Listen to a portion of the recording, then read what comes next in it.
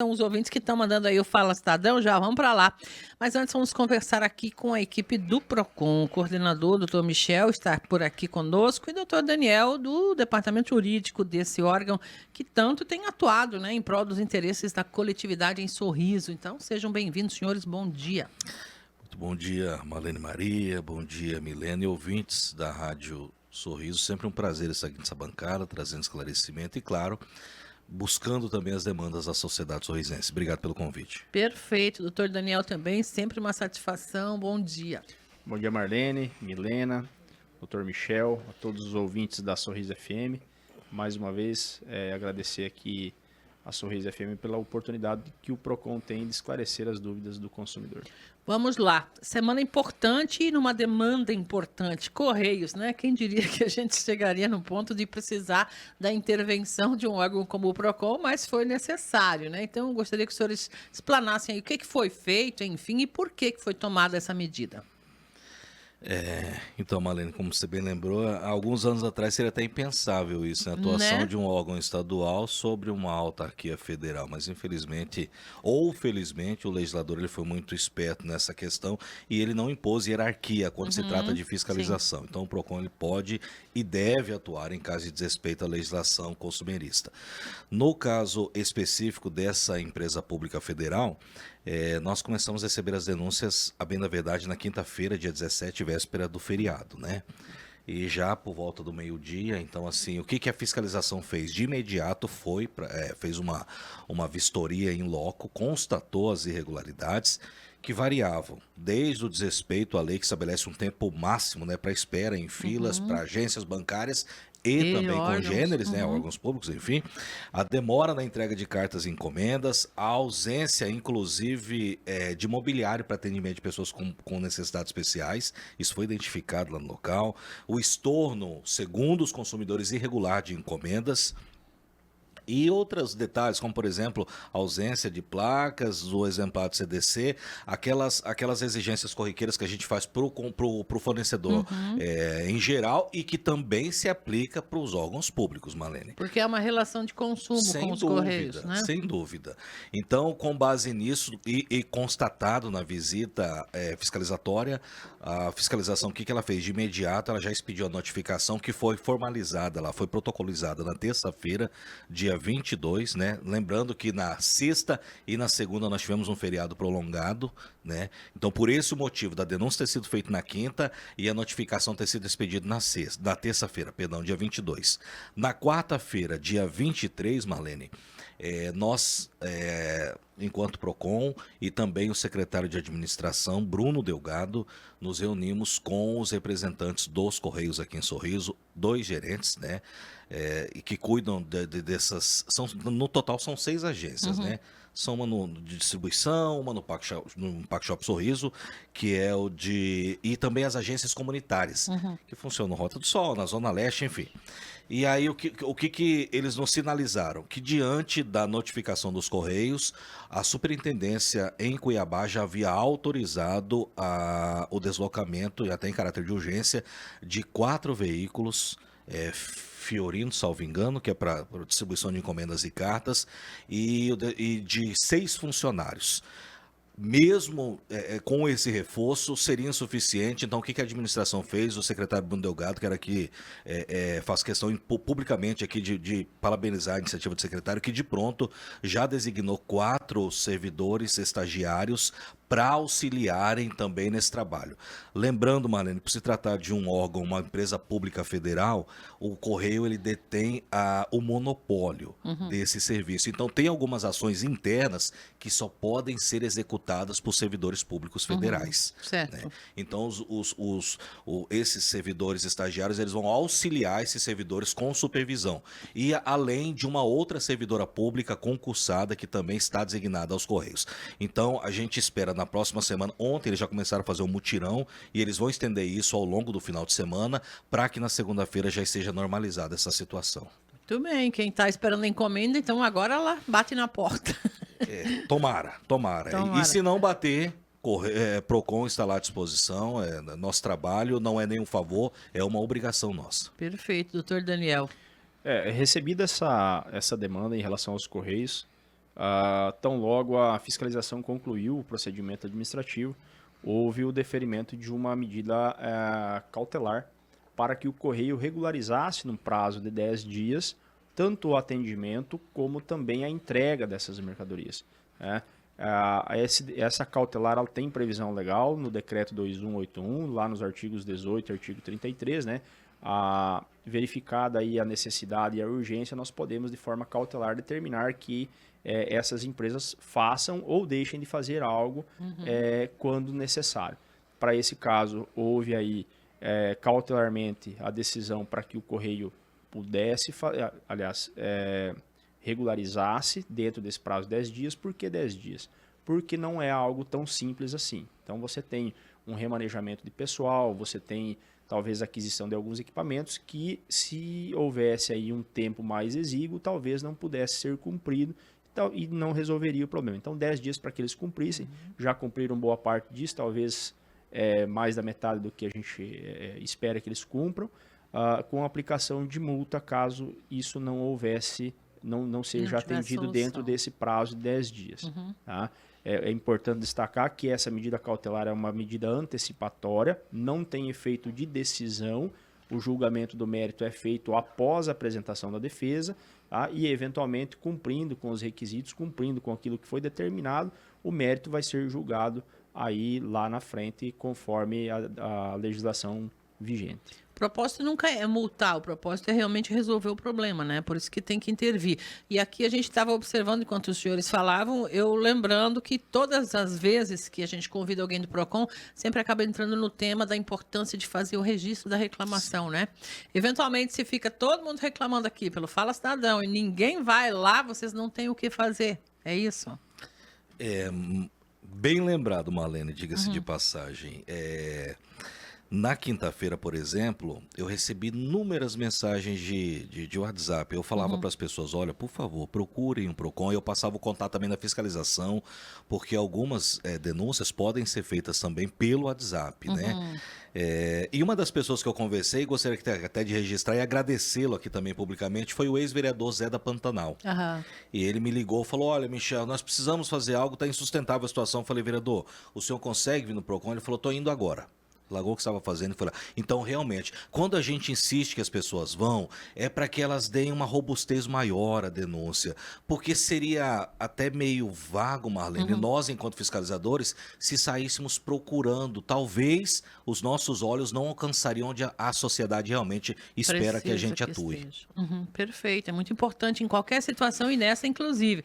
E caso as pessoas continuem tendo problemas, ainda que houve essa intervenção, podem procurar vocês de qualquer forma. Sem dúvida. Como a gente sempre esclarece aqui no seu programa, Marlene, o PROCON sempre está de portas abertas e necessita que os consumidores utilizem o PROCON sempre que se sentirem lesados.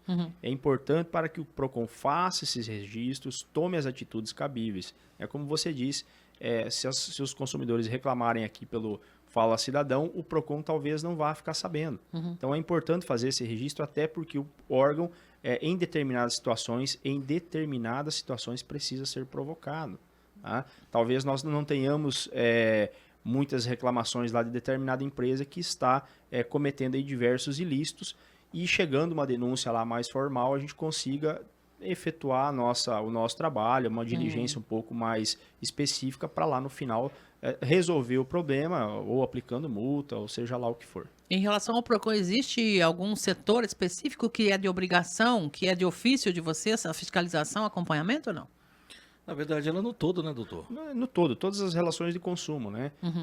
Então, tudo que houver prejuízo na relação de consumo, o PROCON pode atuar de forma preventiva, sem problema nenhum, tendo ou não denúncia, a depender da circunstância que isso vai acontecer, mas a gente precisa também que haja essa procura, porque como o Dr. Michel colocou muito bem, existem lugares onde os olhos do PROCON não alcançam, então a gente não vai conseguir atingir tudo. Talvez uma parcela da população esteja sofrendo com determinada empresa, mas nós ainda não tivemos conhecimento. Então, daí a importância de o consumidor levar isso a conhecimento do PROCON para que a autoridade possa tomar as medidas cabíveis. Quais são as principais ações que um empresário, uma empresa precisa adotar em relação a essas relações de consumo? Que seja, a grosso modo, para colocar aqui. Bom, vamos lá. Primeiro, atender a legislação consumerista vigente, tá? O Código de Defesa do Consumidor. Vamos falar especificamente do comércio, então. Preço bem definido, formas de pagamento, tá? Como isso deve ser feito, quais são, se eu aceito cartão, aceito Pix, se tem desconto, se não tem desconto, se eu aceito cheque ou não, mediante consulta, enfim. Essas são as principais. Emissão de nota fiscal, tá? Isso tem que ser muito bem, isso é uma obrigação legal e, inclusive, é um crime caso o empresário não faça emissão de nota fiscal. Isso é importantíssimo.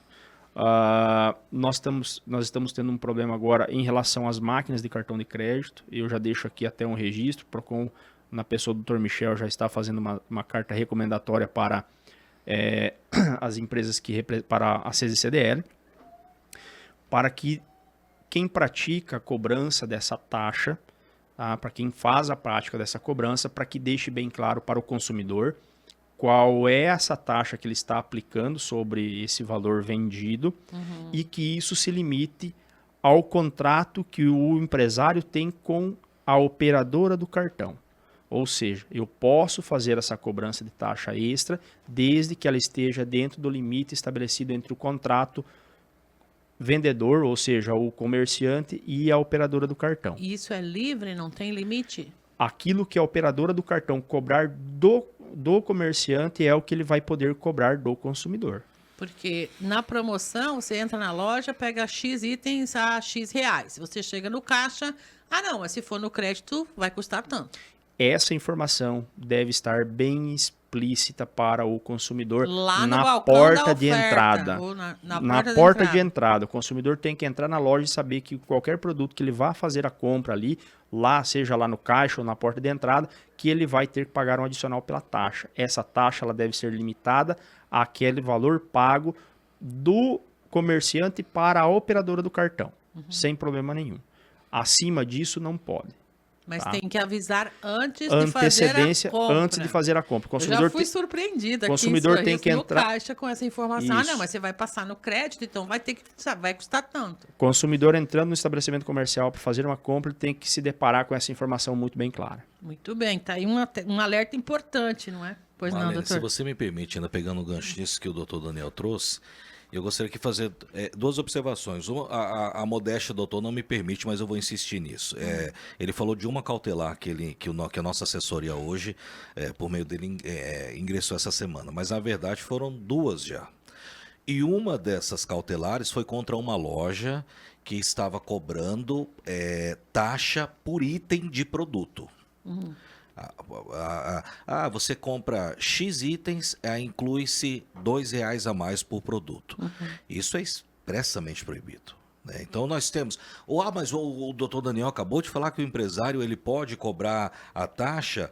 Ele não só pode... Né? É uma política da própria. Não está proibido. O que ele não pode é cobrar além da taxa de cartão. E tinha uma empresa aqui cometendo esse ilícito. Na verdade, ela vem cometendo isso em várias cidades do estado do Mato Grosso. Eu inclusive informei a pessoa que estava no caixa que ela não poderia fazer da forma como estava fazendo comigo. Ela não gostou. Muito bem informado, Marlene. E aí nós até na hora da notificação, um funcionário falou: mas nós fazemos isso em todas as filiais. Eu falei: aqui vocês estão em Sorriso e aqui fiscalização funciona. Tá. Então, assim, quero deixar bem claro isso. E, assim, o bacana, eles entraram, inclusive, com mandato de segurança. Nosso jurídico já está trabalhando contra esse mandato de segurança. Então, se houve o desrespeito ao consumidor, o PROCON tem a obrigação de atuar. E, assim, Marlene, duas cautelares, não é a praxe, não é a costume, mas em virtude do risco, doutor Daniel optou por esses remédios que eu particularmente... E teve um resultado, né, doutor? Cá entre nós. Sim. Então, só reforçar isso. Perfeito. E deixar bem claro, Marlene, e você aqui um cálculo bem pessimista. 99,9% dos fornecedores, empresários, prestadores de serviço de Sorriso são pessoas sérias, íntegras e honestas. Sim. E não é esse público o foco da fiscalização.